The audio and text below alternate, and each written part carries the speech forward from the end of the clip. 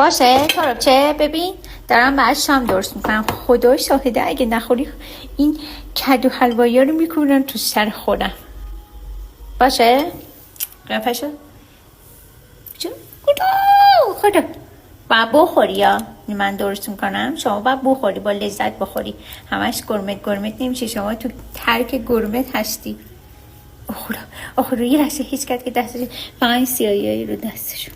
کوکو آخه مگه تو نیزافتی؟ آخه مگه تو میکنی که آخه مگه تو چیکار میکنی که نوکی دستتون جی سیاه میکنی؟ آخه فرمایین سلطان ملوس خان تشریف فرما بشین به غذاتون.